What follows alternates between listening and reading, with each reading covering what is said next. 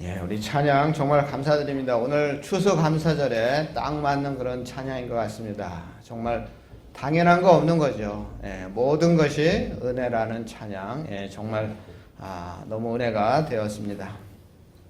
오늘 벌써 이제 추수감사절이고 이제 올해도 이제 얼마 남지 않았습니다.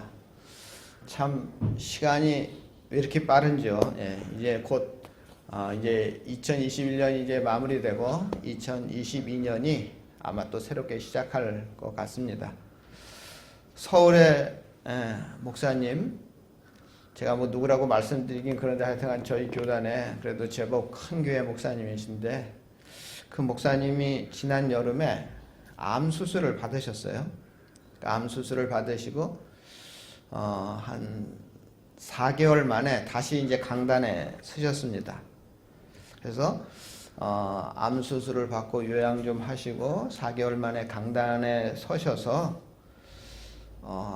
처음 하신 말씀이 무슨 말씀이냐 하면 자기가 암이라는 것을 선고받고 그리고 암 수술하기 전에 그리고 수술 마친 후에 암에 관련된 책을 20권이나 넘게 봤다 그럽니다.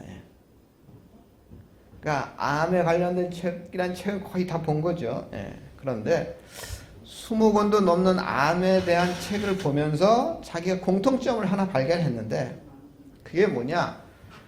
감사라고 하는 진실된 마음이 암을 치유하는 데 있어서 최고의 명약이라는 이 사실을 어느 책이고 다 강조하고 있다 하면서 우리 성도님들도 감사하며 사십시오. 이렇게 설교 첫 머리를 이렇게 감사로 강조를 하셨습니다. 오늘 본문에서도 우리는 감사의 힘을 발견할 수 있습니다. 본문의 주인공 남왕국 유다의 네 번째 왕인 여호사밧 왕인데요. 여호사밧은 감사를 통해서 큰 기적을 체험한 왕입니다. 여호사밧 왕이 유다 나라를 다스리고 있었던 어느 날 모압과 암몬과 마암 이 세 나라가 연합을 해서 어마어마한 대군을 이끌고 유다로 쳐들어왔습니다. 그 연합군의 숫자가 이 유다라는 나라의 군대 숫자보다 훨씬 많았습니다. 도저히 여호사밧 왕이 판단할 때 내 힘으로는 이길 수 없다고 생각을 했는데 방법은 무엇이겠습니까? 빨리 그 당시 강대국이었던 애굽의 도움을 청하든지 아니면 이 연합군에게 협상을 해야 되겠죠. 우리가 너희들이 원하는 대가를 주겠다. 그래서 전쟁을 막아야 되겠죠. 그때 여호사밧 왕은 어떤 조치를 취하느냐? 온 나라에 금식을 선포했습니다. 그리고 유다 백성들과 함께 예루살렘 성전 뜰 앞에 모여서 하나님께 기도했습니다. 그때 성령께서 임하셔서 야하시엘이라고 하는 레위 사람에게 메시지를 전달케 하셨습니다. 연합군으로 말미암아 두려워하지 말라. 이 전쟁은 너희에게 속한 것이 아니라 하나님께 속한 것이다. 하나님께서 대신 싸울 것이다. 대열을 이루고 서서 하나님께서 너희를 구하는 것을 보기만 하라 하는 하나님의 메시지를 전달했습니다. 다음날 아침 일찍 여호사밧 왕은 유다 백성들에게 이렇게 선포했습니다. 우리 화면을 보시죠. 우리 함께 읽어보겠습니다. 유다와 예루살렘 주민들아 내 말을 들을지어다. 너희는 너희 하나님 여호와를 신뢰하라. 그리하면 견고히 서리라. 그의 선지자들을 신뢰하라. 그리하면 형통하리라. 여호사밧 왕은 전날 야하시야를 통해서 주신 하나님의 말씀을 그대로 믿었습니다. 그래서 하나님을 신뢰하라고 백성들에게 선포했습니다. 그리고 백성들과 의논한 후에 한 가지 이상한 작전을 세웁니다. 일반적으로 여러분들 옛날 그 전쟁 영화 보면 이렇게 진을 이루어서 많은 군인들이 양쪽에 진을 이루어서 점점 좁혀 나가잖아요. 근데 이렇게 좁혀 나갈 때 제일 먼저 쓰는 작전이 뭐냐면 기마병 있지 않습니까? 말을 타고 다니는 기마병들이 이 적진에 아주 빠르게 침투해가지고 적의 진영을 흐트러 놓는 작전을 보통 많이 씁니다. 예. 그런데 그런 작전이 아니고요. 지금 여호사밧 왕은 백성들하고 의논한 후에 노래하는 자들을 택하여 거룩한 예복을 입히고 맨 앞에 세웁니다. 예. 우리 성도님들 한번 그 상상을 해보시기 바랍니다. 모압과 암몬과 마온의 그 연합군이 떼거리 개미떼처럼 몰려오는데 그 앞에 일단 기마병을 투입해서 그 진을 흩어놓을 생각을 한 것이 아니고 맨 앞에 발목까지 덮는 긴 가운을 입고 찬양대가 맨 앞에 섰습니다. 예. 이게 도대체 누가 봐도 말이 안 되는 상황입니다. 어떻게 보면 참 무모합니다. 예. 그런데 여호사밧 왕과 유다 백성들은 그렇게 했습니다. 21절 보시면 우리 화면을 보세요. 2번 우리 함께 읽겠습니다. 백성과 더불어 의논하고 노래하는 자들을 택하여 거룩한 예복을 입히고 군대 앞에서 행진하며 여호와를 찬송하여 이르기를 여호와께 감사하세 그의 인자하심이 영원하도다 하게 하였더니. 여호사밧 왕은 모압과 암몬과 마한 등 이 적군을 향해 가는 찬양대원들에게 찬양을 하게 했습니다. 여호와께 감사하세 그의 인자하심이 영원함이도다. 그 찬양의 내용이 감사입니다. 이 감사 찬양으로 모압과 암몬과 마한의 연합군을 물리쳐 대승을 거두었다 하는 것이 오늘 우리 말씀입니다.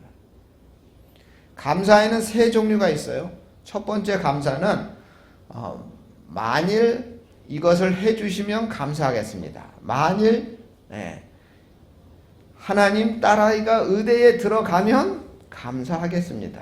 남편 사업이 어려운데 이번에 잘 되면 감사하겠습니다. 이런 뭐뭐 하면 감사하겠다는 감사가 있어요. 통계적으로 우리 성도님들, 교인들 70%가 이런 감사를 드린다 그럽니다. 두 번째로 뭐뭐 때문에 드리는 감사가 있습니다. 뭘 해주셨을 때 드리는 감사죠. 하나님 남편 사업이 잘 되게 해주셔서 감사합니다. 우리 아들이 이번에 법대에 들어갔습니다. 법대에 들어가게 해주셔서 감사합니다. 우리 아들이 이번에 아프지 않고 건강하게 1년을 잘 보냈습니다. 하나님 감사합니다. 무엇을 해주셔서 감사합니다. 그러니까 통계적으로 한 20%의 우리 성도님들이 뭐뭐 했기 때문에 감사합니다. 이렇게 감사한다 그럽니다. 그리고 세 번째 감사가 있습니다. 이것은 그럼에도 불구하고 하는 감사입니다. 하나님 부도가 났음에도 불구하고 감사합니다. 하나님 교통사고를 당했음에도 불구하고 감사합니다. 비록 지금은 사방으로 우겨쌈을 당함에도 불구하고 감사합니다. 모든 것을 협력하여 선을 이루신 하나님을 믿고 감사합니다. 이런 그럼에도 불구하고 감사하는 성도가 10% 미만이라고 통계에 나와 있습니다. 그런데 가만히 들어보시니까 그럼에도 불구하고 드리는 감사가 진정한 감사라는 생각이 우리 성도님들 드실 것입니다. 아무 조건이 없습니다. 상황과 상관없이 하나님만 믿고 드리는 진실된 감사가 바로 그럼에도 불구하고 드리는 감사입니다. 40세에 영국의 그 제일 유명했던 크로멜 장군의 이 비서실장으로 잘 나가던 사람이 밀턴이라는 젊은입니다. 이 사람이 이제 그 당시에 그 국방장관은 아니고 국방부 참모총장이 됐겠죠. 크로멜 장군이 우리나라 거의 뭐 장군 중에서 최고 높은 그런 사람이었는데 그 사람의 비서실장이었습니다. 밀턴이 40세 그리고 44세 한참 정말 전도가 악망하고 좀 미래가 보장된 이 청년이 44세에 겨우 4년 열심히 일하다가 실명을 해서 장님이 됩니다. 많은 사람들이 슬퍼할 줄 알았어요. 밀턴이. 그런데 이 밀턴이 뭐라고 고백하냐면 하나님께서 나에게 세상을 바라보는 눈을 감게 하시고 주님만 바라보게 하시니 감사합니다. 이렇게 고백합니다. 이렇게 감사를 잃지 않았던 밀턴은 결국 신락원이라는 책, 복락원이라는 책을 써서 전 세계적으로 유명한 사람이 되었습니다. 우리 전주 전원교회 성도님들 어떤 감사를 하시고 계십니까? 감사를 하고 있다면 어떤 감사? 만일 뭐뭐 때문에 이렇게 감사를 하시고 계시다면, 무엇을 해주셨기 때문에 감사를 하고 계시다면 이제부터는 그럼에도 불구하고 하는 그런 감사의 우리의 믿음의 수준을 높여야 하는 것입니다. 오늘 본문에서 여호사밧 왕은 적군들에게 죽임을 당하거나 포로로 잡혀갈 수밖에 없는 위험에 처해 있었습니다. 보통 사람 같았으면 하나님 왜 우리를 적군의 손에 죽이게 하십니까? 이 백성은 당신이 택한 백성이 아닙니까? 왜 당신이 택한 백성을 이렇게 무참히 버리십니까? 하고 불평하거나 원망했을 것입니다.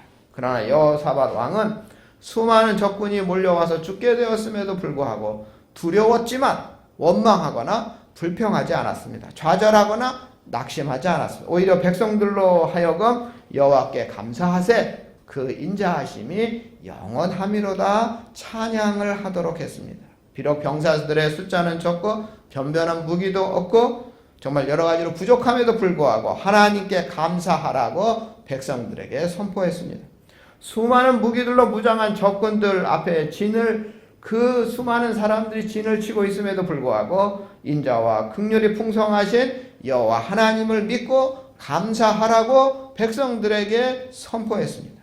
하나님은 이러한 감사를 굉장히 좋아하십니다. 하나님께서는 그럼에도 불구하고의 감사를 제일 기뻐하십니다. 그리고 그 감사에 놀라운 은혜로 역사해 주시는 분이 바로 우리가 믿는 하나님입니다. 우리 22절, 우리 3번, 우리 화면 보시죠. 우리 함께 읽겠습니다. 그 노래와 찬송이 시작될 때에 여호와께서 복병을 두어 유다를 치러 온 암몬 자손과 모압 자손과 세일산 주민들을 치게 하심으로 그들이 패하였으니. 그러니까 언제라고요? 그 노래와 찬송이 시작될 때, 그러니까 즉 감사 찬양이 시작되자 이상한 일이 일어나기 시작되었습니다. 생각지도 못한 일이 시작되었습니다. 암몬과 모압의 군사들이 세일산 자손이 마온의 군사들을 쳐서 진멸합니다. 그 다음에는 모압과 암몬의 군사들이 서로 또 싸우고 또 서로를 죽이기 시작합니다. 생각지도 못했던 내부 분열이 벌어진 것입니다. 언제 이러한 일이 벌어졌습니까? 그 노래와 찬송이 시작될 때에. 다시 말하면 유다 백성들이 감사 찬양을 드리기 시작할 때 하나님께서 역사하기 시작했습니다. 유다 백성들의 감사 찬송이 적군들끼리 스스로 죽고 죽이는 자중질환을 일으키는 한 원인이 되었다고 우리 성경은 분명히 말씀하고 있습니다. 유다 사람 하나가 드고아의 들에 있는 높은 망대에 올라가서 보았습니다. 살아있는 적군이 한 사람도 없었습니다.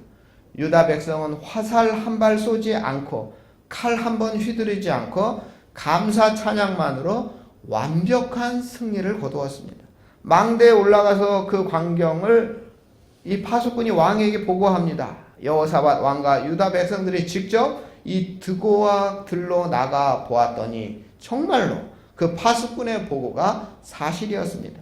물밀듯이 쳐들어왔던 그 연합군들이 다 죽고 적들이 남겨놓은 물건들을 거두는데 그 물건들이 너무 많아서 하루에도 안 되고 며칠, 사흘이나 거두어야 될 만큼 엄청난 승리를 거두었습니다. 이처럼 우리 전원교회 성도님들도 아무리 큰 위기 앞에서도 하나님께 감사하고 찬양하면 유다 백성들처럼 하나님의 놀라운 손길을 갑절로 체험할 거라 믿습니다.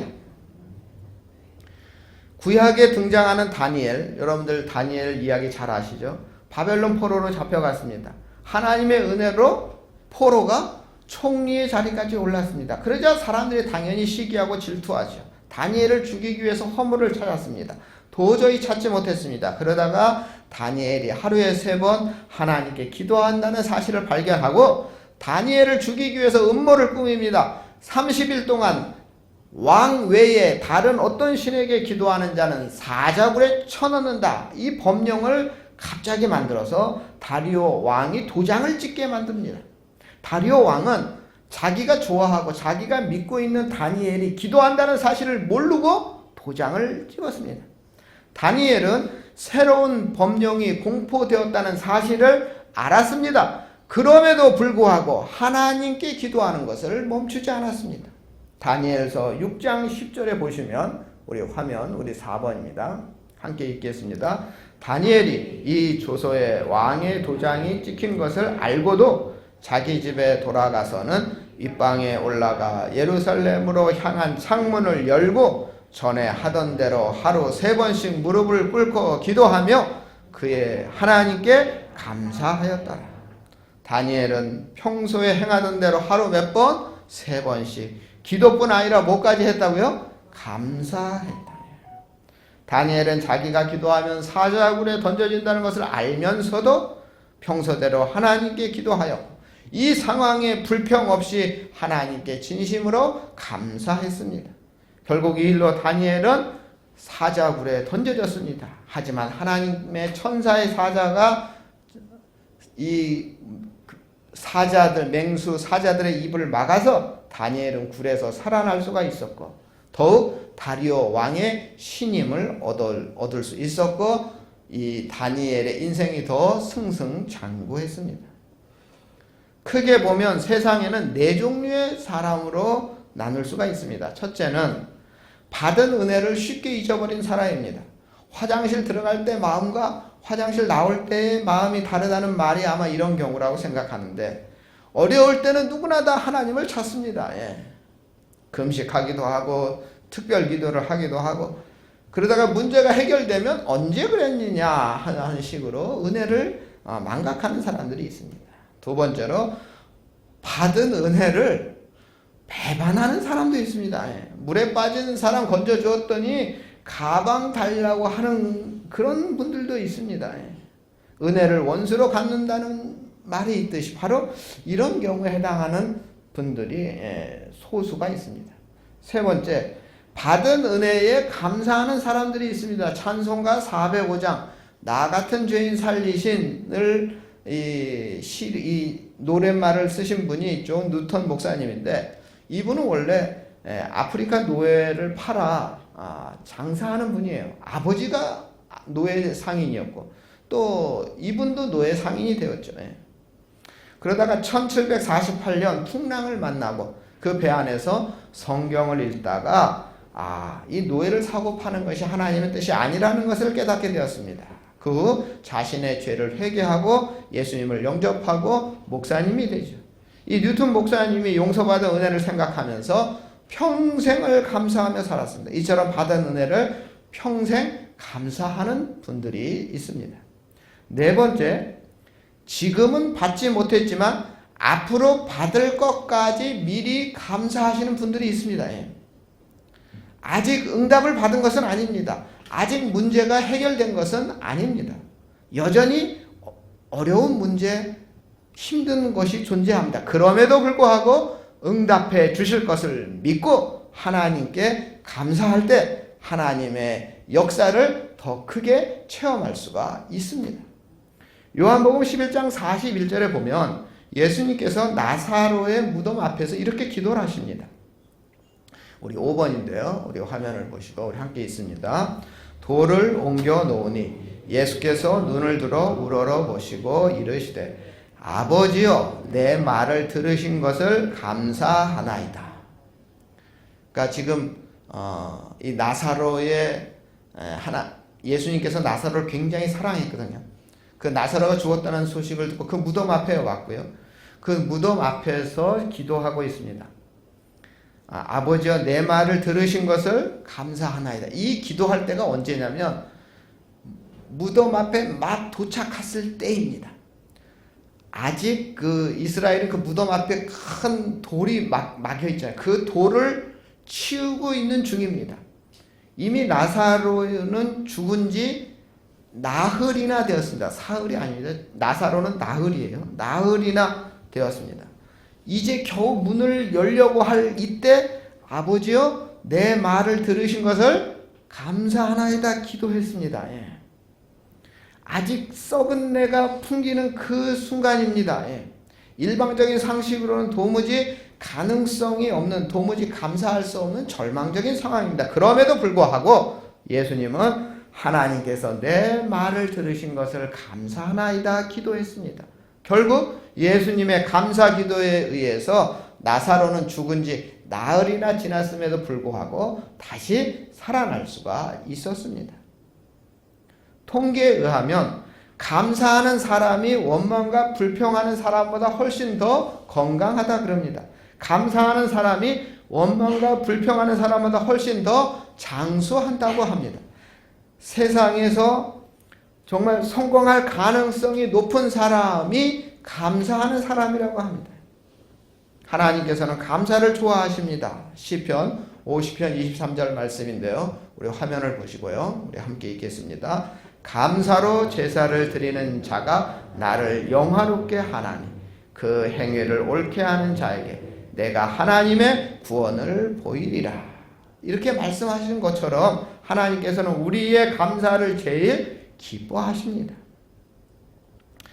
이제 독일이 2차 대전 패망하고 이제 독일이 이제 부흥하고 이제 재건하고 이제 그런 시기에 독일의 재무장관이 마티 바덴이라는 분인데 이분이 젊은 시절에는 흑수저였어요. 이분이 고생을 많이 했다 그럽니다. 굉장히 훌륭한 정치가로 독일 사람들이 지금도 굉장히 좋아하는데 이분이 이제 젊었을 때는 굉장히 힘들었어요. 어느 날 이제 지방에 여행을 갔다가 돈이 없고 값싼 여관에서 하룻밤을 지냈습니다. 아침에 깨어보니까 구두가 없어졌어요. 밤새 누가 구두를 훔쳐간 거죠. 화가 잔뜩 났습니다. 아니 나같이 찢어지게 가난한 사람의 신발을, 그 좋은 신발도 아닌데 누가 훔쳐갔냐 하면서 막 욕을 하고 하나님도 무상하시지 왜 정말 나 같은 사람의 이 신발을 훔쳐가게 놔두실까 하면서 막 하나님을 원망했습니다. 그때 같이 갔던 친구가 정말 낡은 신발을 하나 빌려주면서 그날 아침이 마침 주일이었습니다. 우리 함께 교회나 가자. 그만 화내고 교회나 가자 하고 이 마티는 마지 못해서 교회를 갔어요. 그때 교회 의자에 앉아서 예배를 드리는데 자기 옆에 앉은 사람이 두 다리가 없는 사람이었습니다. 아마 전쟁 때 아마 다리가 잘린 것 같아요. 그 장애인이 눈물을 흘리며 찬양하고 있었습니다. 기도를 드릴 때에도 눈물을 흘리며 감사 기도를 하고 있었습니다. 그때 그 젊은 정치가 이 마티 바덴은 마음의 부끄러움을 느끼게 됩니다. 저기 저 사람은 신발을 잊어버린 정도가 아니라 두 다리를 전부 잃어버렸구나. 신발이 있어도 신발을 신을 수가 없구나. 나는 신발만 잃어버렸기 때문에 신발이야 또 사서 신으면 되는데 저 사람은 다시 다리를 회복 못하는구나. 나는 조금 전 그 도둑놈을 저주하고 하나님까지 원망했는데 하면서 참 회개를 했습니다. 이후에 마티의 인생은 달라지는데요. 이 매일 항상 감사한 일을 감사 일기를 기록하게 되었어요. 그래서 아무리 적어도 3가지, 하루에 5가지 이상씩 감사 일기를 기록했다고 합니다. 그러자 매일매일 감사하며 살게 되었습니다. 매일매일 하나님의 은혜가 계속되었다고 합니다. 마침내 이 마티 바덴은 재무장관이 되어서 패전국 독일이 다시 경제 부국으로 일어서는데 크게 공헌을 하였고 국민들로부터 존경을 받게 되었습니다. 올해 2021년을 시작하면서 저의 목회 계획 중에 하나가 성경 통독이었습니다. 사실 많은 분들이 참여하지 않을 수 있겠다는 두려움이 있었지만 정말 한 해가 지나 보니까 우리 성도님들 20명이나 성경을 완독해 주셨습니다. 이분들에게 하나님의 놀라운 은혜가 임할 것이고 정말 하나님께서 정말 이 성경 통독을 통하여 큰 은혜 주실 것을 믿고 감사를 드립니다. 2022년에 제 목회 계획 중에 하나가 뭐냐면 내년에는 감사일기를 우리 전교인이 쓰는 것입니다. 감사일기를 쓰고 감사 생활을 하면서 하나님에게 넘치는 은혜를 받은 사람이 이 마티 바덴 장가만 있는 것이 아니라 우리나라에도 많은 사람들이 감사일기를 통해서 은혜를 많이 받았다는 것을 제가 책을 통해서 알게 되었습니다. 올해는 코로나 상황이라 매일 말씀과 기도로 하나님과 대면하자라는 표현을 실천하기 위해서 성경 통독과 말씀 묵상을 강조했습니다. 내년에는 은혜의 보좌 앞으로 나아가자 하는 표현을 제가 만들었고요. 이 표현을 실천하기 위해서 감사일기를 전 교인이 썼으면 좋겠습니다. 성경 통독은 사실 너무 어려운 과제였습니다.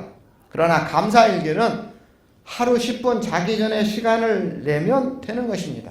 감사함으로 그날 하루를 생각하면서 정말 감사일기를 쓴다면 하나님의 은혜가 넘칠 것이고 우리는 자연스럽게 하나님의 은혜의 보좌 앞으로 나아갈 것입니다.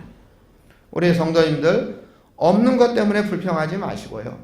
약한 것 때문에 고민하지 마시고요. 어렵고 힘든 환경 속에서 낙심하거나 좌절하지 마시고요.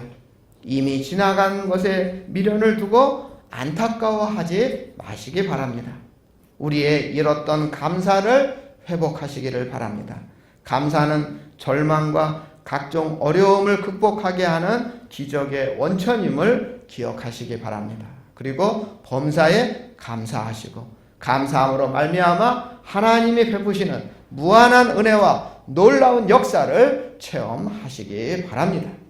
모압과 암몬과 만 이 세 개국의 이 연합군 앞에서 하나님께 감사하고 찬양했던 여호사밧 왕과 유다 백성들처럼 감사함으로 말미암아 하나님께서 베풀어 주시는 놀라운 은총을 체험하는 우리 전은교회 성도님들이 다 되시기를 주님의 이름으로 축원합니다. 사랑의 하나님, 이 시간 우리가 감사의 마음을 듬뿍 담아 추수감사절 예배를 드리게 하시니 감사합니다. 전은교회 성도님들 모두 없는 것에 불평하지 말게 하시고 약한 것에 고민하지 말게 하시고 어렵고 힘든 환경 속에서 낙심하거나 좌절하지 말게 하시고 이미 지나간 것에 미련을 두고 안타까워하지 말게 하시고 오히려 2021년 추수감사절을 맞이하여 우리의 잃었던 감사를 회복하게 하여 주시옵소서.